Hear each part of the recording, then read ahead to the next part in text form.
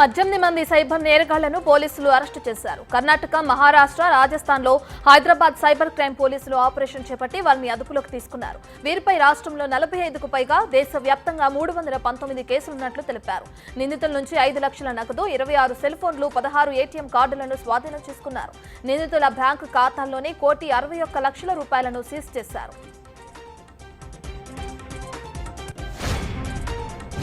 Shri Chaitanya Narayana junior కాలేజీలపై చర్యలకు సిద్ధమైంది తెలంగాణ మహిళా కమిషన్. మాదాపూర్లోని శ్రీ చైతన్య బాలికల క్యాంపస్, వాచుపల్లిలోని జూనియర్ కాలేజీలకు సంబంధించిన అధికారులను సమర్పించాలని ఆదేశించింది. ఇక ఏమైనా ఉల్లంఘనలు లేదా అవకతవకలకు జరిగినా లేదా అనే దానికి అనుగుణంగా తదుపరి చర్యలు తీసుకోనుంది ఉమెన్ కమిషన్.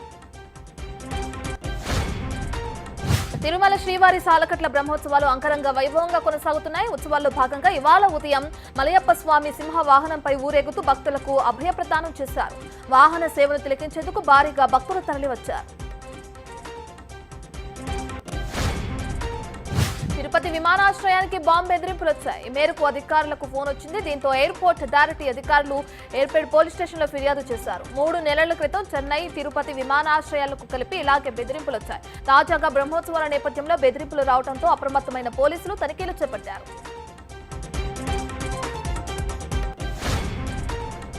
ఓటరుపై దాడి చేసిన కేసులో తెనాలి మాజీ ఎమ్మెల్యేకి అన్నాబత్తుని శివకుమార్ కు కోర్టు నోటీసులు పంపింది. ఇప్పటికే ఈ కేసులో సీఐ సస్పెండ్ అయ్యారు. ఎన్నికల్లో ఓటు వేసే సమయంలో క్యూ పాటించలేదని ప్రశ్నించినందుకు ఓటర్ సుధాకర్ పై దాడి చేశారు అన్నాబత్తుని శివకుమార్.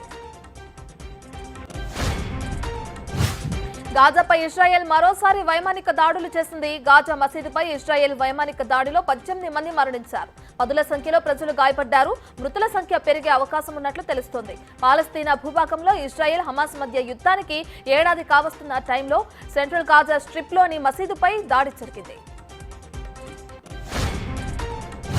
ఇరాన్తో ఉద్రిక్తతలు పెరుగుతున్న వేళ ఇజ్రాయెల్కు ఫ్రాన్స్ షాక్ ఇచ్చింది. ఇజ్రాయెల్కు ఆయుధాల విక్రయాలను నిలిపివేస్తున్నట్లు అధ్యక్షుడు మాక్రాన్ ప్రకటించారు. దీంతో మాక్రాన్పై ఇజ్రాయెల్ ప్రధాని నెతన్యాహు మండిపడ్డారు. ఆయుధ సరఫరాపై ఆంక్షలు విధించడం సిగ్గుచేటని దుయ్యబట్టారు.